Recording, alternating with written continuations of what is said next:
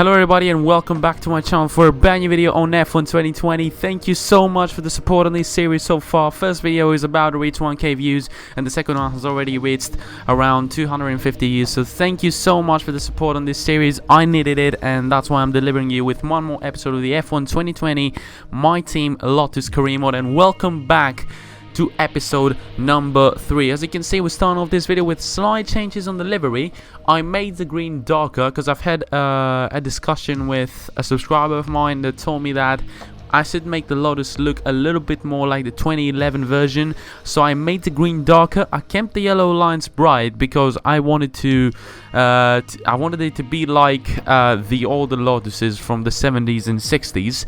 But as you can see, one of his comments also said that I should change my gloves color to white. So that's what I did. I made it white with a slight pinch of dark green here and there at the side of the fingers. But that's just all about it. White gloves. So you can see I'm listening to your suggestions.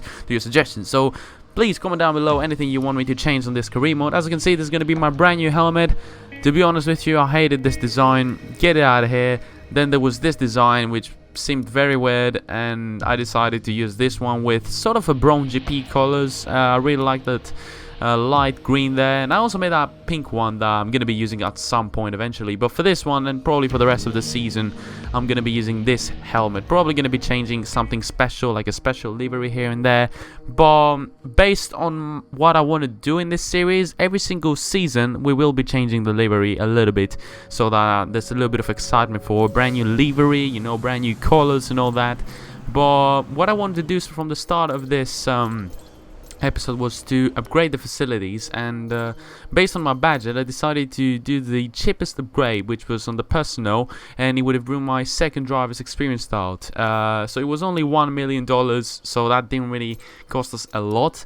And based on my performance on Hanoi, I could improve probably the next sort of facility, probably durability, chassis or aerodynamics, because powertrain is already upgraded on each and every single section on level 1, so there's not really a need to rush any upgrades on the power unit department just about yet. So firstly we should upgrade aerodynamics, chassis, durability and the personnel, and probably even the marketing, which has the least levels and it's quite expensive already.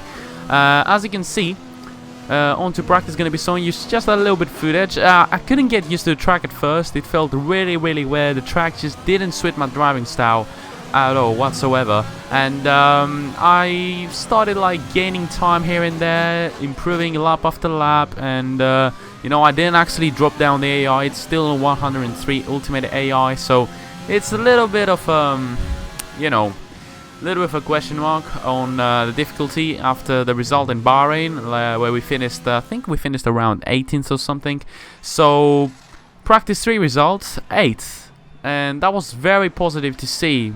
Finally, we can actually fight with the midfield despite the ultimate AI. Of course, I'm not taking this result into consideration too much, because as you can see, we're ahead of a Red Bull who did a lap on the mediums. You know, not everybody did qualifying sort of pace laps, but we're in there, and I feel like making it through to Q2 would be a pretty decent target. So on to qualifying we went. This is my first lap in Q1. Unfortunately, I didn't record my best effort in Q1, which was a little bit of a mess. I forgot to record the best lap. But this is going to be my first lap around here, so I'm going to let you enjoy a little bit of my driving around Hanoi, the brand new circuit of the F1 2020 calendar, which we're not going to be seeing this season, unfortunately.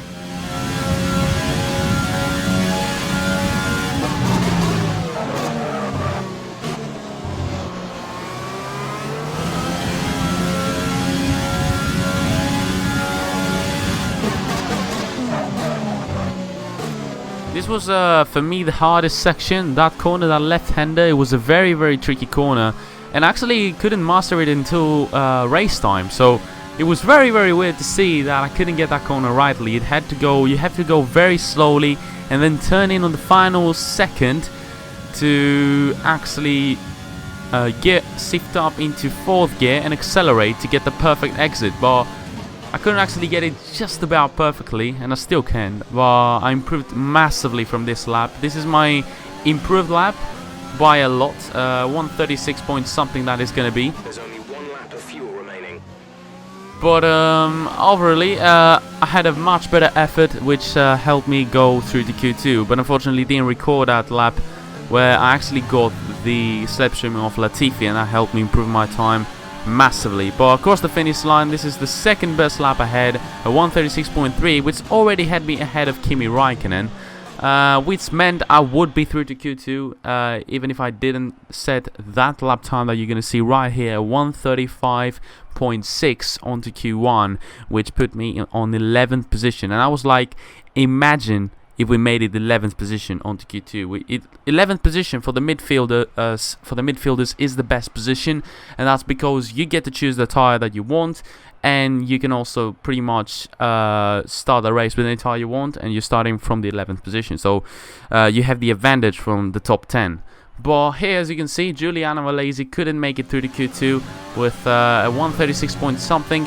He's still behind one of the Williams, which is a little bit scary to see. I don't want Alesi to be slower than the Williams, because the car is faster than the Williams, so he should be qualifying ahead of the Williams at least. I mean, I'm overdoing myself right there, making it through the Q2. I was pretty lucky to get the slipstreaming from Latifi, but still I feel like my driving has improved massively, and Bahrain was just a situation where there I was just way too fast for me. It is way overpowered in Bahrain to do actually any well. I ran wide in this corner where we lost some time. This is my first effort on Q2. I actually did this on a used set of tires, if I'm correct. And then I went on to set yet another lap on the same set of tires. Actually, this is a fresh set of tires. As you can see, I was very close to Stroll there for 12th position. Only 86 thousandths of a second slower into the first sector.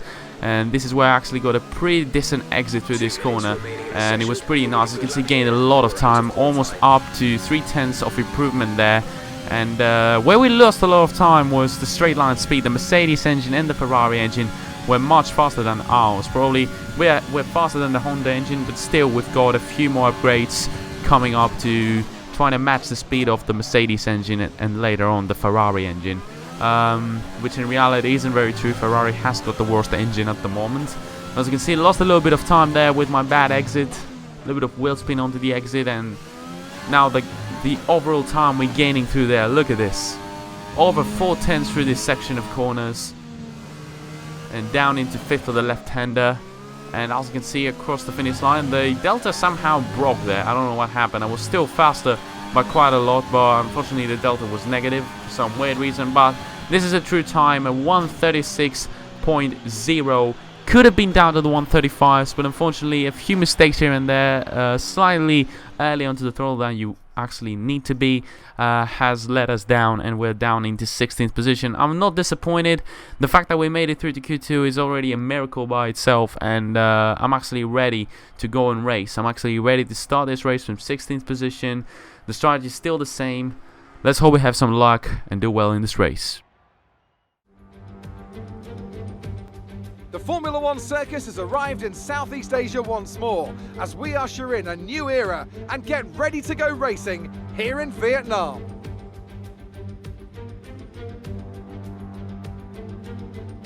A lap of Hanoi circuit then, 3.4 miles around the Vietnamese capital. A number of the 23 corners take their inspiration from other great circuits, hopefully creating plenty of passing opportunities. And as always, a man with plenty of racing experience joins me in the commentary box. Today it's Anthony Davidson. Tell me, Ant, you're no stranger to surviving the melee of turn 1. So how do you keep out of trouble when there's so much going on around you? There are three main things to worry about there, Crofty: positioning, awareness and discipline. First, you have to put your car in a bit of space and make sure you have room to react to what the others are doing. Then you have to watch your mirrors and listen to the sounds around you to get a sense of where everyone is. And finally, just don't get too greedy. Just because a gap exists doesn't always mean you should go for it. Ready for the race, 16th position on the grid. The strategy is actually very good. And as you can see, we're starting on a set of softs, which is quite positive, because whenever I start the races on a set of mediums or hards, it never starts very well. There's a few issues with the temperature. The tire wear is a little bit bad at the start of the Grand Prix because the temperatures are pretty low and I have a lot of wheel spin and all that. But we're starting the race on a set of softs, on a fresh set of softs, and it's actually very positive because our pace will be good on the first lap. I actually hope so. Starting in the the formation lap, I actually started the engine a little bit earlier than I needed to. But ahead of us, we have Magnussen on the Haas. Based on our form and performance so far, I feel like we're faster than the Haas team. But we're pretty much now ready, lined up on the grid for the start. 5 lights. And the Vietnamese Grand Prix is out, and it's lights out and away we go. It's a pretty decent start by me, starting to learn how to kick off these races. But up the inside, I'm going to go, as always, into this corner. I'm going to take advantage of the slow AI into turn 1. We're side by side with the racing point of Sergio Perez, but he has a better exit, obviously. A little bit of a lose on the back end there, and Kvyat is actually overtaking us. And now we're side by side with Kimi Räikkönen on the Alfa Romeo. And in terms of the inside line, can we get a better exit out Räikkönen? Yes, we can. And we're actually ahead of both the Alfa Romeos there from the start of the Grand Prix. Kimi Räikkönen and Antonio Giovinazzi are going to try and overtake me. One from the outside, the other from the inside. I'm going to be later on the brakes than both of them, though. Take advantage of my late braking zone and still be ahead of the Alfa Romeo. So as you can see, right in front of us, Kvyat and Perez going side by side. Kvyat now can't really overtake Perez. He can't really find a way to overtake Perez. He's going to try and go around the outside, but I'm going to try and go around the outside of Kvyat. He also tries to do the same on Perez. He quietly can't. And we're trying to complete a move there around the outside of Daniel Kvyat, and that's a move done already onto lap number 1. And by the end of lap 1, we have gained 4 positions there. We're up into 12th at the moment, and that's a pretty decent start if you ask me. Of course, the dive on turn 1 was not really realistic, but still, we gotta take advantage of the AI. And as you can see, Perez is struggling a lot with his tires. He seems to can't find the grip there. But can we actually make a move on the Mercedes engine powered unit from the racing point? Perez doesn't seem to go very fast there. We could use the overtake button with the DRS as well. Are we gaining on the Mercedes engine ever so slightly? 335 k's there into the straight. We're going to try and go for the dive up the inside into this corner. One of my favorite overtake maneuvers here around Vietnam. And we're also going to be completing the move at the same time as Kvyat also goes for the inside there. Took advantage of my late maneuver there as I went up the inside of Sergio Perez, and that's going to put us up into 11th position. Now behind us, ahead of us actually, it's Lando Norris in the McLaren, and the much faster McLaren. The McLarens and the Renaults are much faster than us, but I could actually keep up with the pace of the Alpha Tauris, the Racing Points, and the Alfa Romeos. I feel like that's where the car is in terms of performance, but at the same time, as I'm talking about performance, look at that Honda engine powered Alpha Tauri. Daniel Kvyat goes up my inside. Could we get a better exit around here? I'm not going to go for a move there. Trying to get a good exit and probably stick behind Kvyat. That's not a good exit there. Don't touch that curb on the inside, otherwise you're going to completely lose the control of the car and have a lot of oversteer at the exit of the corner. Overtake baton on. Could we take on the challenge of Daniel Kvyat as at the same time Perez is trying to go up my inside? Is he going to actually complete that move? We made contact there with Sergio Perez. He runs wide into this corner, locks up his front tires, but I'm going to go around the outside. That was a very aggressive move. That's going to be an issue we're going to be having to deal with throughout this whole race. The Mercedes engine is much faster than the Renault one, so that's going to be a huge issue for us trying to defend from all the Mercedes engine powered cars. And lap number 7, same issue as always. Sergio Perez is trying to overtake us again. Daniel Kvyat is starting to gain a lot of time on me. He goes around the outside, Sergio Perez. That's a very early move there. He didn't even have to wait for the corner. At the same time, Räikkönen is trying to go up the inside there into this corner. Can he complete the move around the outside? I'm going to try and still keep it there, and that's a fantastic move there. I actually maintained my position from Kimi Räikkönen. He couldn't actually regain the position. And on to lap number 8, as you can see, Sergio Perez is still ahead of us, and I feel like there's no way we can catch them up. So at the same time, when they go into the pit stops, I'm jumping into the pit stops as well, and we're going to go for our scheduled pit stop on lap number 8 for a set of hard tires. It was actually very unfair because they wanted to pit Giuliani first. So I was like, no, I'm the first driver. I'm fighting here for some points on this Grand Prix. I'm not going to go for the overcut and completely destroy my race. So I didn't really care about the double stack there. I don't care about Giuliano at the moment. I might be a little bit of that might be a little bit arrogant by me, but on this point I would like to care more about my race. But something very interesting there, as you can see, Sergio Perez and Danik Viet have both went in for a set of softs. So they are actually compromising a two-stop strategy for the race. So I don't know what's going on with the strategy, but it's gonna work out for me. For at the start, of course, they're gonna have much more pace. Same applies to Kimi Raikkonen, who's still on a set of soft tires, on a fresh set of soft tires. He's gonna go for a move. I'm not even gonna fight him. They're gonna go for a two-stop strategy, whereas I'm gonna go till the end of the race on that set of hard tires. I don't know how good that is in terms of pace, but I feel like we're gonna be gaining a lot of positions because of these guys going for the two-stop. But we're down into P18, now into P15 with a few cars pitting, but there's some yellow flags up ahead. I don't know what is going on. Could we have a safety car probably? It happened in the previous races, so why not here now?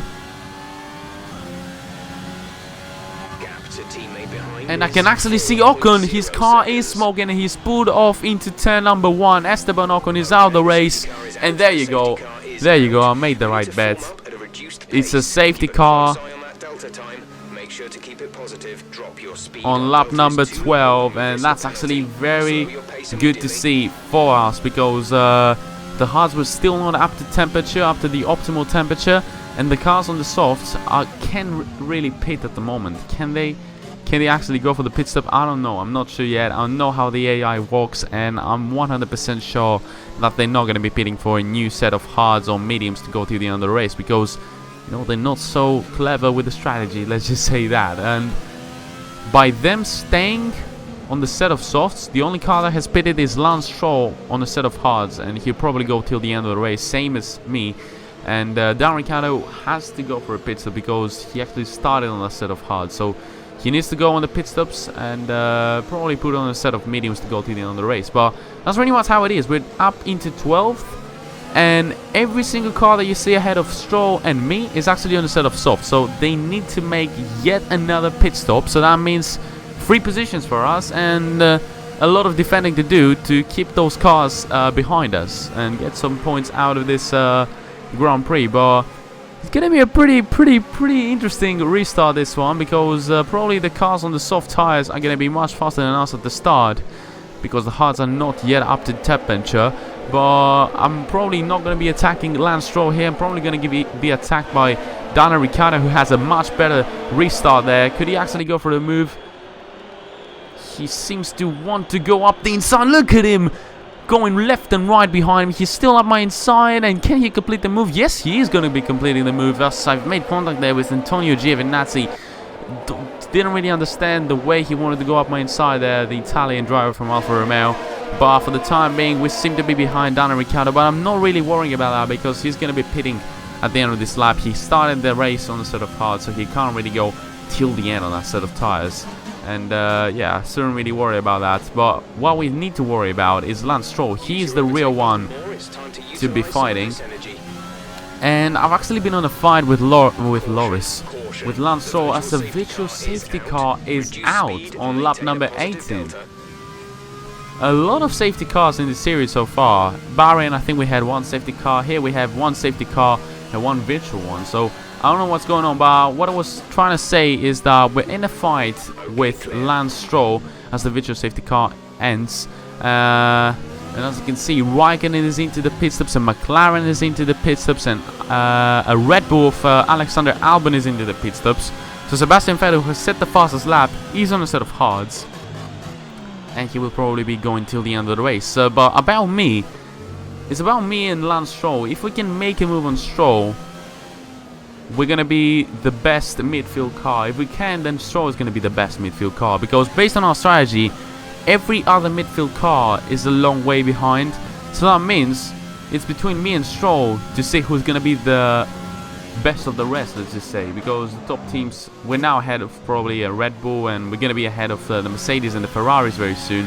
As you can see, Bottas is into the pit stops for a set of soft tires, I think. Yeah, a set of soft tires to go till the end of the race. So Mercedes has pretty much nailed the strategy. Started on a set of mediums, due to the safety cars and all that, are going now into a set of soft tires, and they're going to be going till the end of the race. For a brief moment there, we were into the podium positions there, up to third, but of course Bottas is going to be making the move on us. Look at that Mercedes engine completely demolishing us at the same time, combined with the fresh soft tires. But the main thing is, can we overtake Lance Stroll? Sorry for my voice crack there. You know, podium is not viable based on the current status, because we also got Hamilton on the fresh set of softs behind us, who has just overtaken Pierre Gasly on the AlphaTauri. Can we overtake Lance Stroll? This is the main thing right now.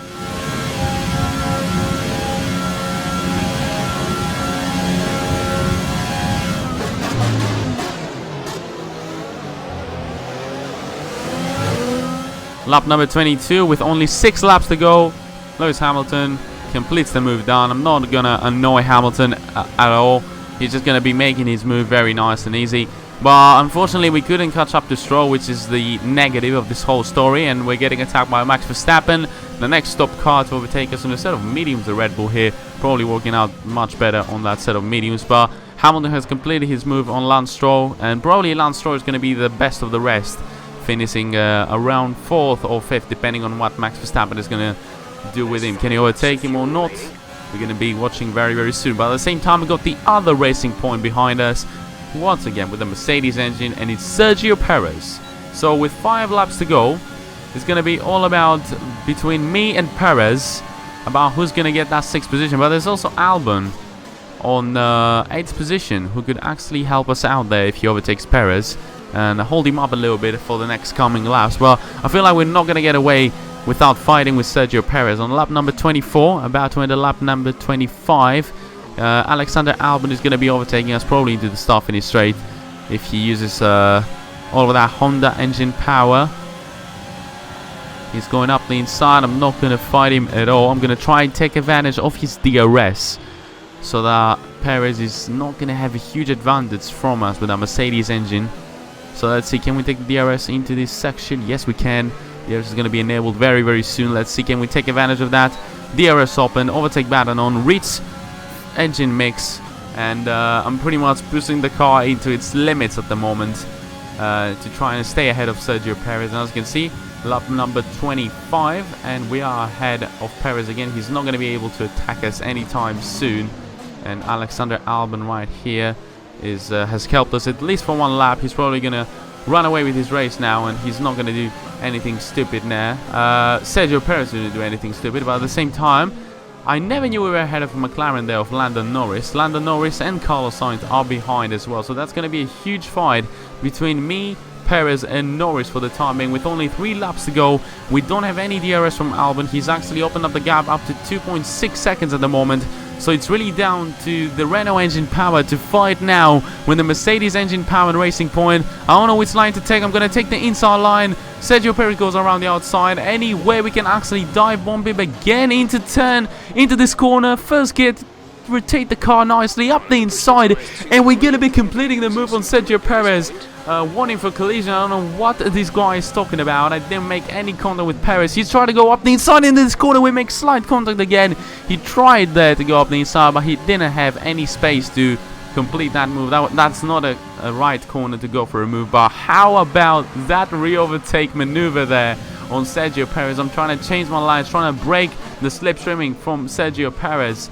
Well, as you can see, now onto the huge straight again. This is where Perez has all the advantage of this war. Penultimate lap. Norris is also very close to Perez, so he could actually go for a move. If Norris goes for a move on Perez, then this could help us out. But no, both of us are going to go for a move. Perez on the inside, Lando Norris on the outside. I'm in between them. What is going to happen? Perez goes straight on to Norris as he tried to turn in for the corner, and Perez is actually taking out Lando Norris. I don't know what kind of damage Lando Norris has on his car, but what was that from Sergio Perez? Completely smashed into Norris' car there. He was on the inside line. He didn't have the brakes to turn into the corner. I was in between all that, and I broke early trying to see what Perez has planned, and all of a sudden we're still into 6th position, and I can't really believe that. Look at that for a maneuver there, and I can't believe that. I honestly can't believe that we're still ahead and we're about to go into the final lap.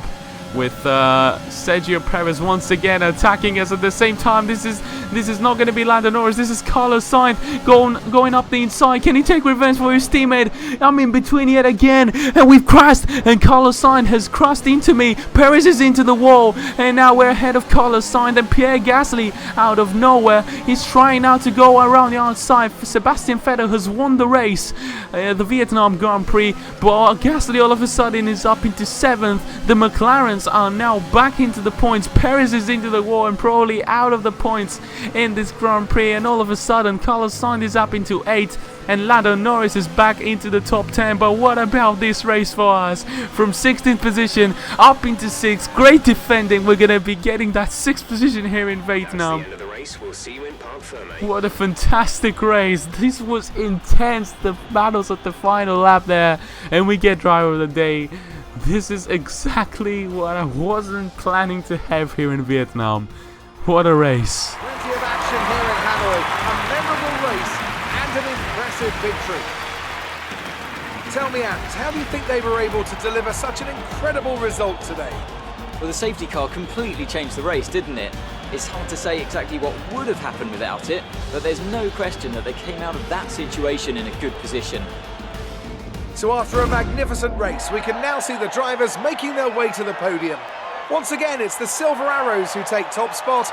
A well-earned victory for Mercedes. I honestly don't have any words to describe this race. It was a phenomenal race. The racing, the fact that the racing was amazing on this track. I actually don't even know how I made it out alive out of this race. I was always in between two cars on the final 2 laps. The first time Lando Norris was taken out by Perez, and then Carlos Sainz taking revenge for his teammate Lando Norris, just pushing Perez into the wall on the final lap. That was absolutely intense. But unfortunately, Lewis Hamilton won the race. Sebastian Vettel had a 5-second time penalty, so Canadian Grand Prix vibes from 2019 there. 5-second penalty, missing out on the victory, Sebastian Vettel.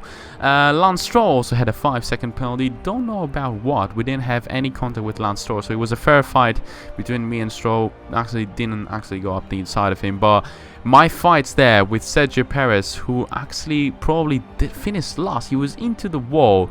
So the top 10, Kevin Magnussen from 15th position, getting 1 point for the Haas team. Very important for them. Kimi Räikkönen just missing out of the top 10, up into 11th, starting from 17th. He was right behind me.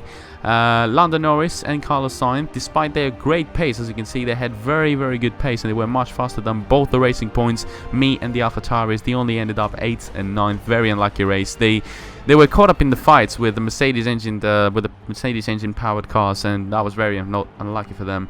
Sergio Perez started from 10th down into 18th when he was fighting already on the final lap. He was fighting for 6th position, and all of a sudden everything just turned dark when Carlos Sainz put him into the wall. Very unfortunate actually for Giuliano Alesi there. He did his best. Of course, there was a little bit of a double stuck up on our first pit stop.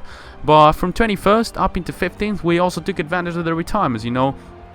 Charles Leclerc and Valtteri Bottas have retired from the race, and that is why we're up into 6th. Otherwise, we would have probably been around 8th. And not to say Ocon had a fantastic race until the time his engine just blew up there. He would have been probably ahead of us because his strategy was quite good, and he had the pace to fight with us and Lance Stroll. But what a fantastic race.